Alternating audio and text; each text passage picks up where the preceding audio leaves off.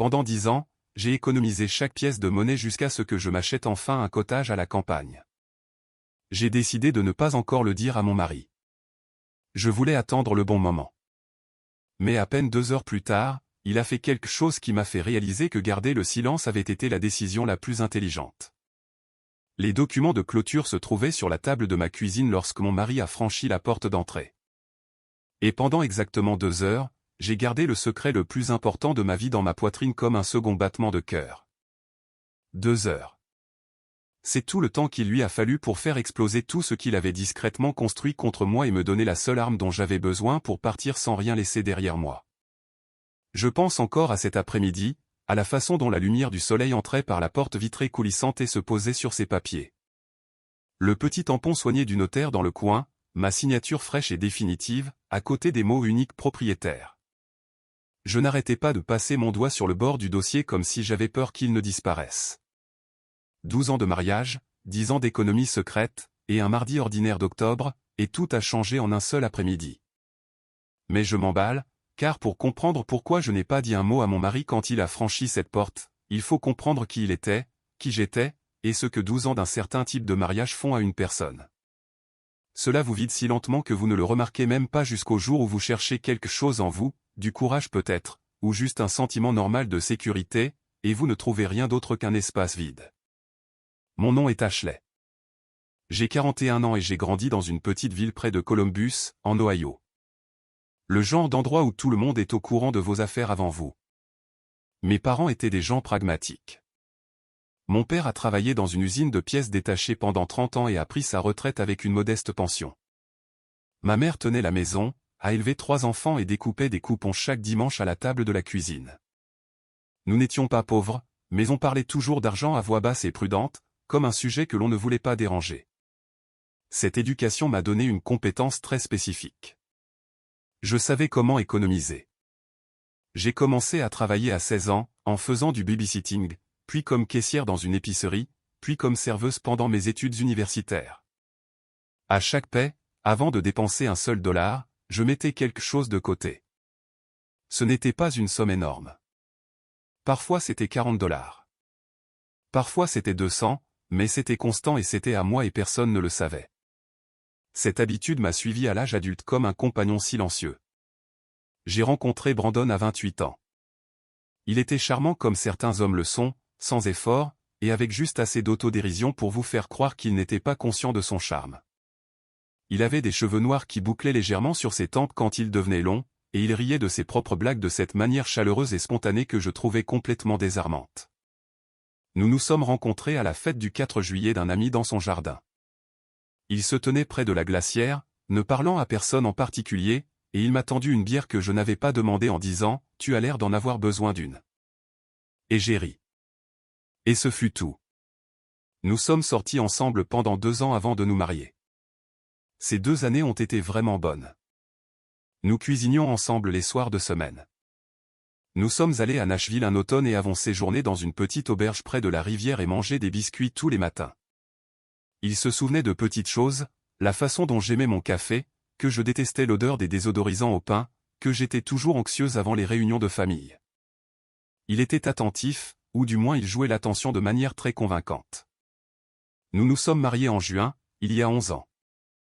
Rien d'extravagant, une cérémonie dans un jardin botanique, environ 60 invités, ma mère pleurant pendant toute la cérémonie.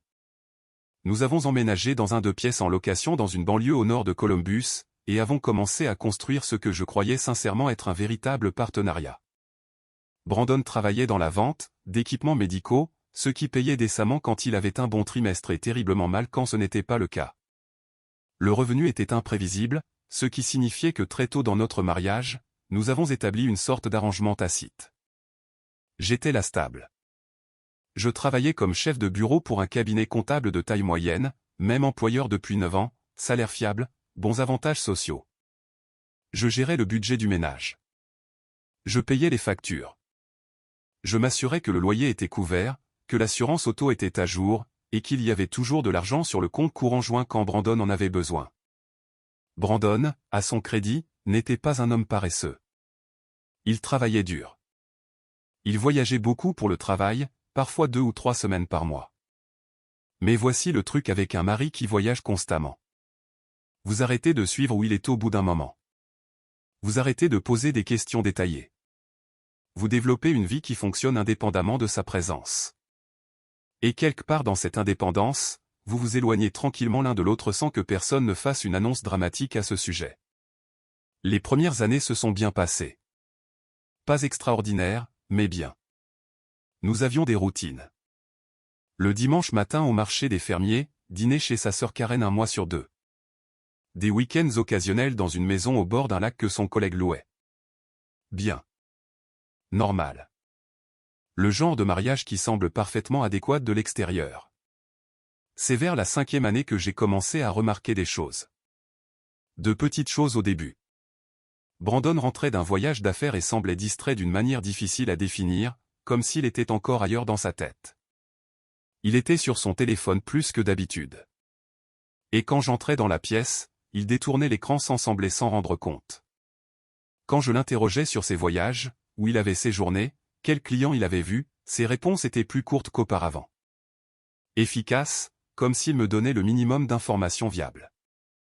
Je me suis dit que j'étais paranoïaque. Je me suis dit que c'est à cela que ressemblent les longs mariages. Le mystère s'estompe. Les gens deviennent moins bavards entre eux. C'est normal. J'avais des amis dont les mariages semblaient exactement pareils de l'extérieur. Je suis retourné au travail, à mes routines, au marché des fermiers le dimanche matin, et j'ai mis ce petit sentiment d'anxiété dans un tiroir au fond de mon esprit et je l'ai fermé. Mais j'ai continué à économiser. Je ne sais pas exactement quand l'épargne a cessé d'être juste une habitude pour devenir quelque chose de plus intentionnel. Peut-être la 6e année, peut-être la 7e.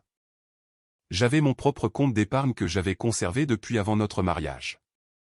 Je l'avais gardé séparé, non pas par calcul stratégique, mais simplement parce qu'il était à moi avant qu'il ne soit à moi, et je n'ai jamais vu de raison de le fusionner. Brandon savait qu'il existait d'une manière vague et désintéressée. Il n'avait jamais demandé le solde. Il n'avait aucune raison de le faire. Notre compte joint couvrait tout, et c'était moi qui le gérais. Ce qu'il ne savait pas, c'est que pendant 10 ans, à partir de la 2e année de notre mariage, lorsque cette première petite sonnette d'alarme s'est déclenchée dans ma poitrine et que je n'ai pas pu la faire taire, j'avais discrètement transféré de l'argent sur ce compte. Pas de grosse somme, jamais rien qui créerait un manque notable dans notre budget mensuel.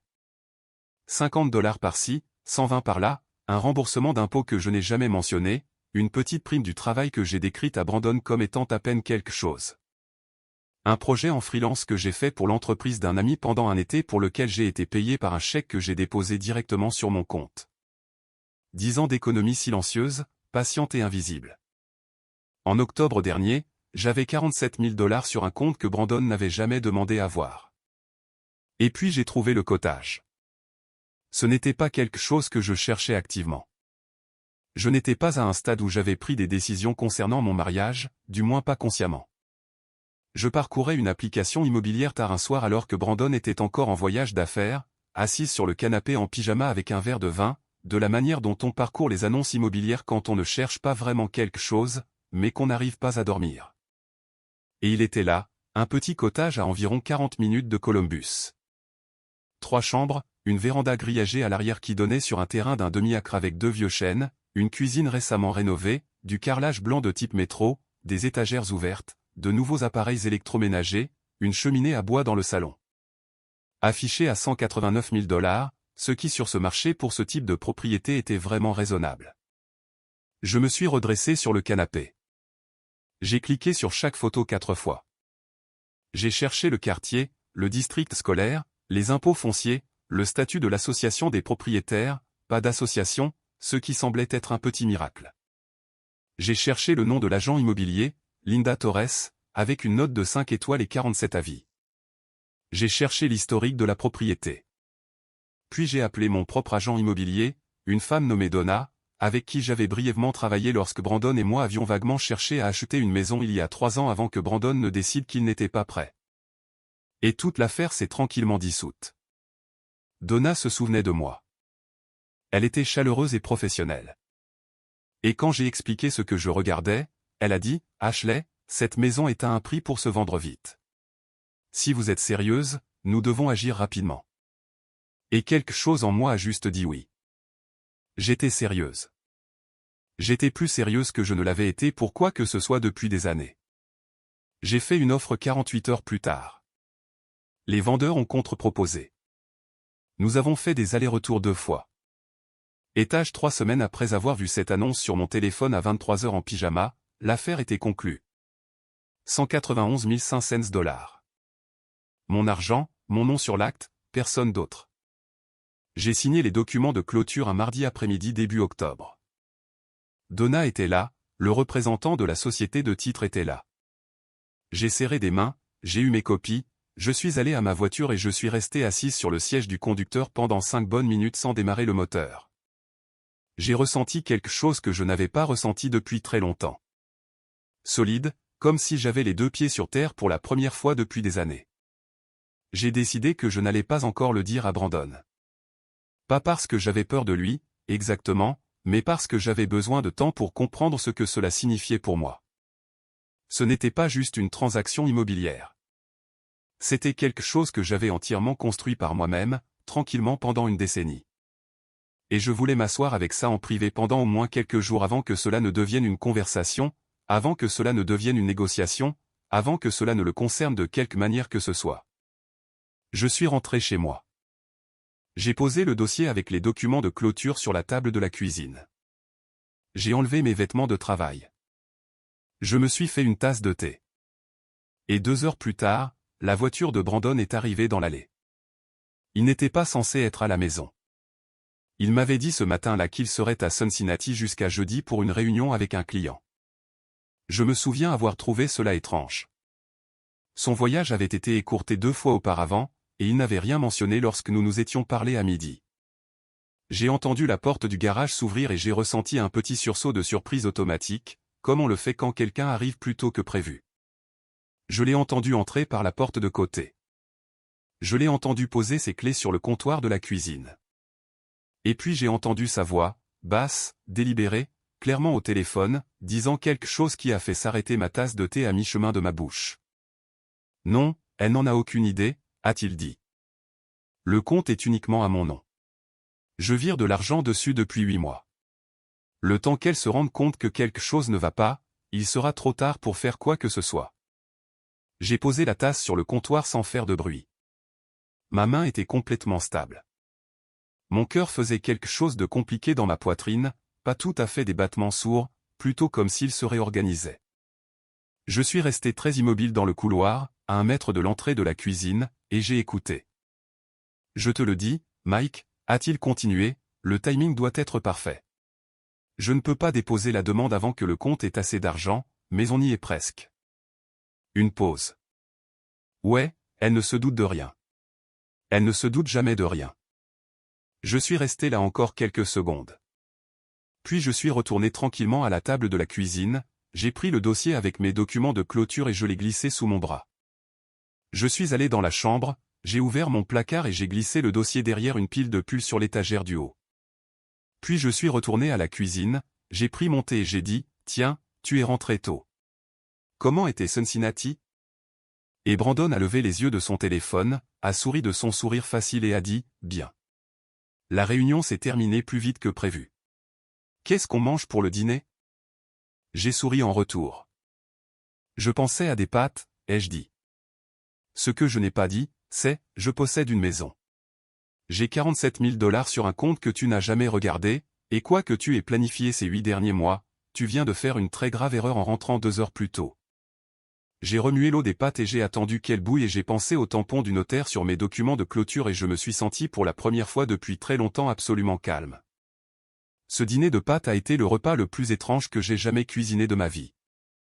Je me tenais devant la cuisinière, je remuais la sauce et j'écoutais Brandon parler de son voyage à Cincinnati, du client, de l'hôtel, du trafic sur le chemin du retour. Et j'acquiesçais et je posais de petites questions et je gardais ma voix complètement égale. Il était assis à l'îlot de la cuisine avec une bière et faisait défiler son téléphone entre les phrases et je le regardais du coin de l'œil. De la manière dont on regarde quelque chose qu'on essaie de ne pas effrayer. Il avait l'air détendu. Il avait l'air d'un homme qui n'avait aucune idée que tout son plan venait de développer une fissure fatale. J'ai bien dormi cette nuit-là, ce qui m'a surprise. Je pensais que je resterais éveillé, le cœur battant, à rejouer en boucle ces 12 secondes de conversation surprise.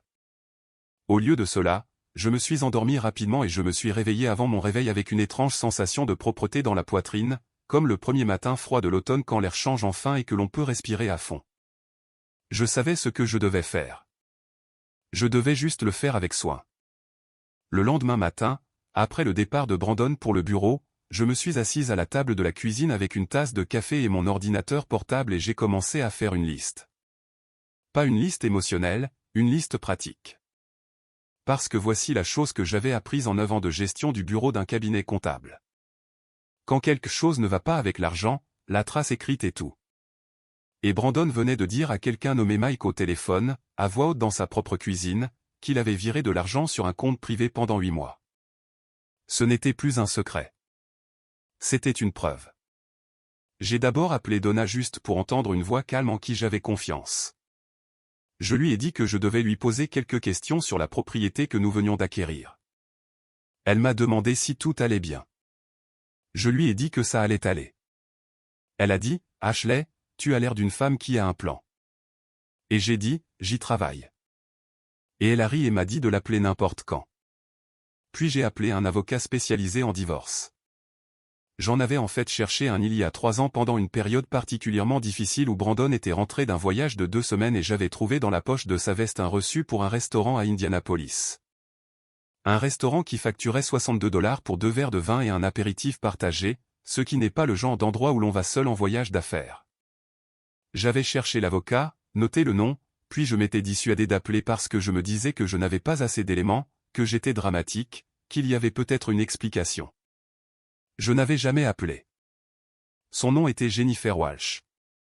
Elle était basée à Columbus, et le site web de son cabinet avait un avis d'un client qui disait simplement « C'est grâce à elle que j'ai encore ma maison ».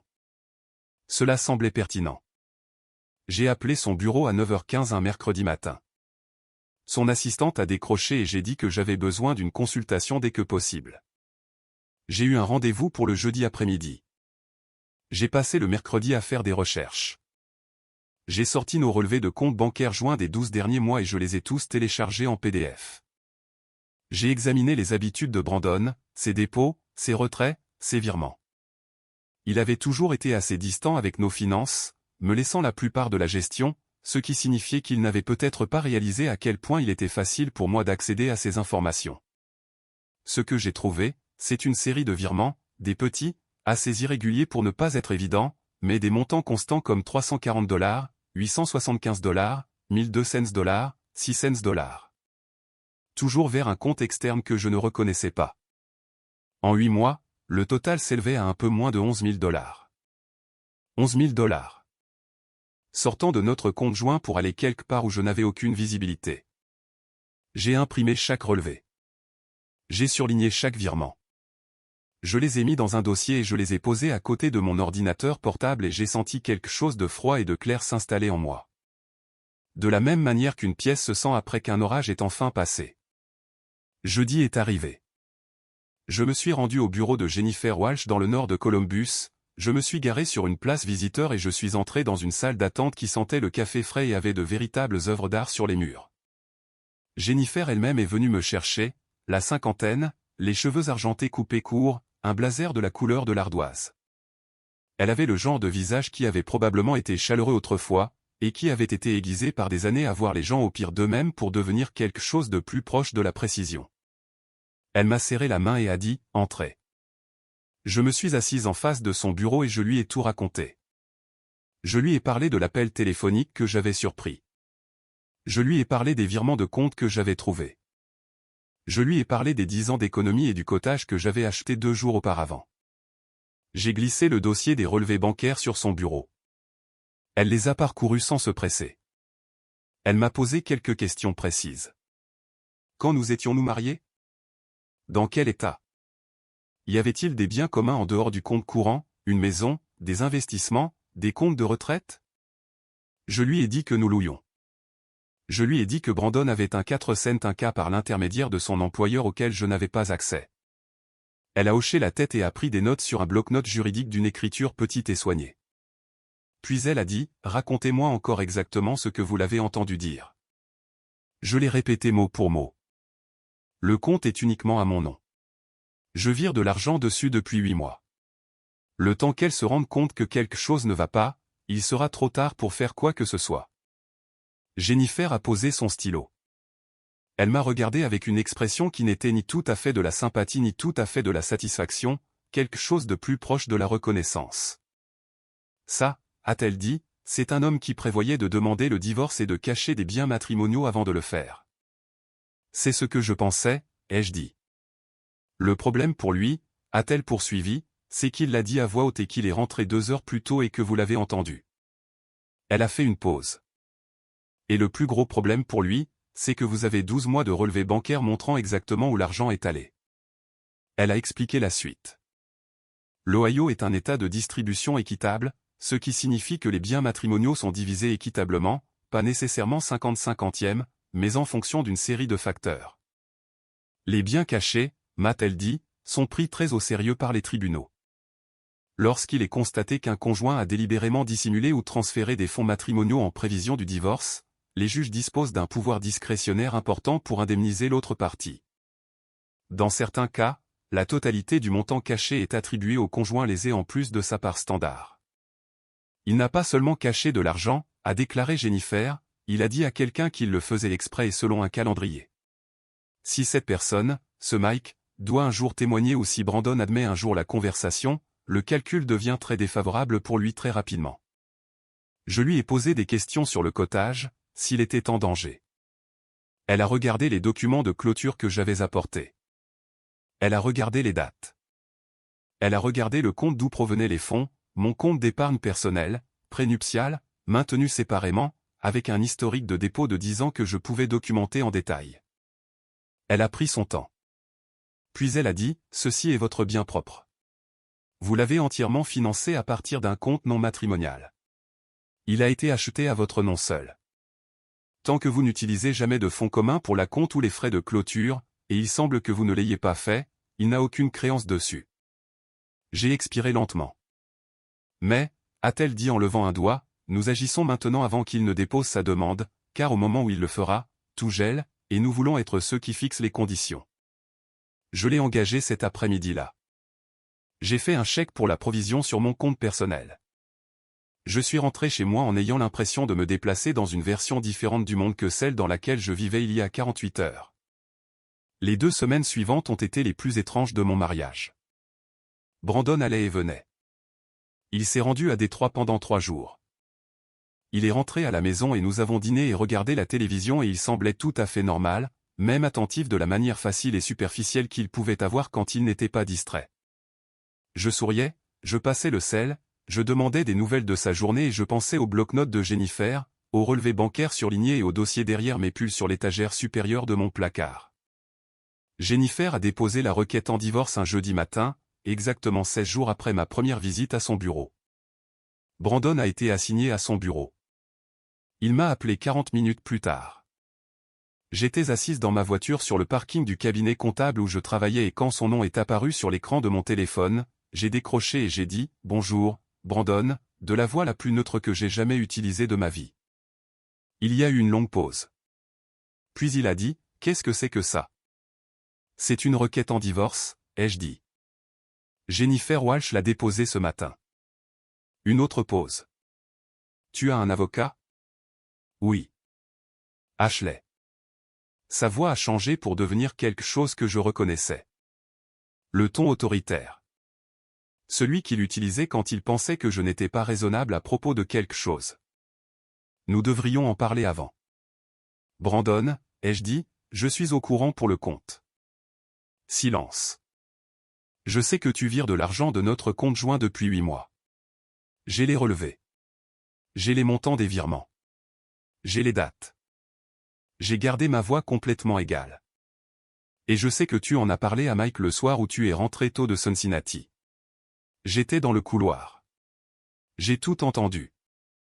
Le silence qui a suivi a été la chose la plus assourdissante que j'ai jamais entendue. Quand il a finalement parlé, sa voix avait complètement changé. Le ton autoritaire avait disparu. Ce qui restait était quelque chose de plus petit et de plus prudent. Ashley, écoute. Mon avocate contactera le tien, ai-je dit. Je te suggère de t'en trouver un rapidement. Et j'ai raccroché. Je suis resté dans ma voiture un instant. Mes mains étaient stables. Mon cœur était stable. J'ai regardé par le pare-brise le parking ordinaire et le ciel ordinaire et j'ai ressenti la même sensation de solidité que j'avais ressentie assise dans ma voiture après avoir signé pour le cotage. Les deux pieds sur terre, le poids réparti uniformément, nulle part où tomber. Brandon a engagé un avocat nommé Gary Simmons. Gary Simmons a envoyé à Jennifer une lettre dans la semaine suggérant que le cotage devrait être considéré comme un bien matrimonial parce que Brandon avait contribué à la stabilité financière du ménage pendant la période où Ashley accumulait des économies. Jennifer a renvoyé une réponse de 14 pages que je ne peux décrire que comme une démolition méthodique. Elle a documenté l'origine prénuptiale de mon compte d'épargne. Elle a documenté 10 ans d'historique de dépôt. Elle a documenté qu'aucun dollar de fonds communs n'avait touché la transaction du cotage.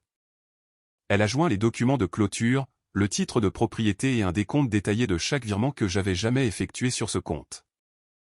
Gary Simmons n'a pas envoyé de lettre de suivi concernant le cotage.